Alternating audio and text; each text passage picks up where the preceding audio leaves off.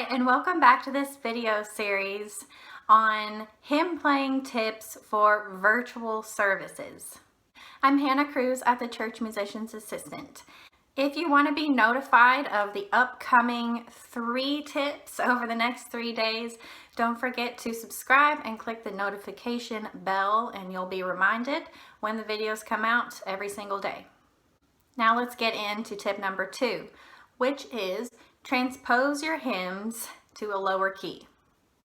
Like I said in the previous video, most likely your congregants are sitting at home not wanting to sing very loudly because maybe people are in the other room and might hear them. Maybe they have distractions going on, children, dogs, that sort of thing.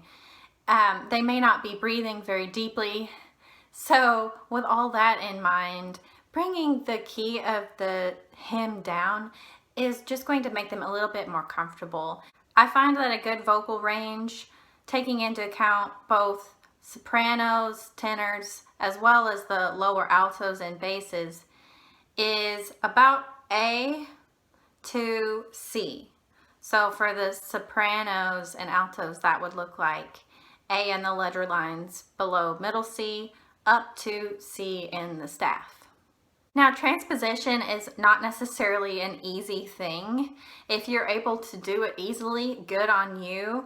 I'm certainly not. I have to work at it, and so I have various methods for how to do it, and it kind of depends on the hymn and which key I want to move to.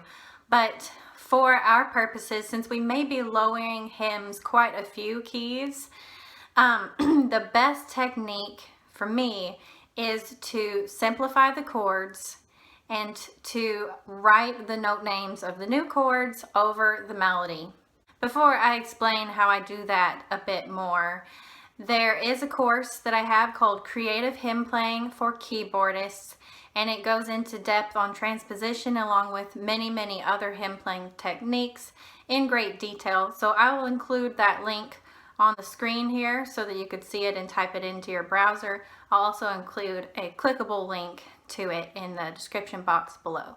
So to play the melody over simplified chords in a new key, what I start by doing is looking at each measure and seeing what is the chord and how is it related within the key. So like, is it the root chord? Is it the 4 chord, the dominant?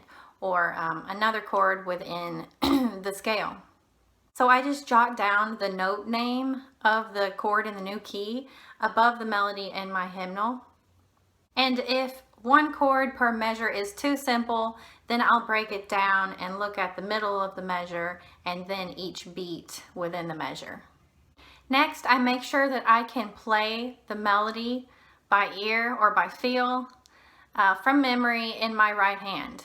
So just make sure that you can sing the melody all the way through from memory and then try to figure that out on the keyboard either by feel if you're more of a tactile person or by ear if you're more aural.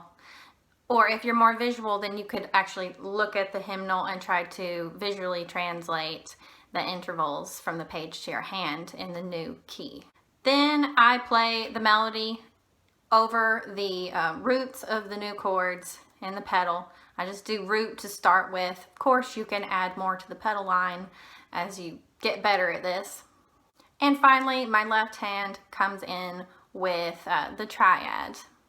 When playing the chordal harmonies in the left hand, try to move on the keyboard as minimally as possible rather than jumping from root position to root position. So that is very briefly one way that you could transpose.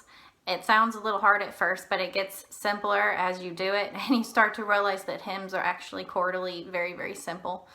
Okay, so that's tip number 2, done. Transpose to a lower key so that your congregants feel more comfortable to sing at home.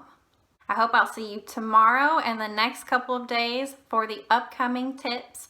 Make sure to click the notification bell so that you'll be reminded when those videos come out.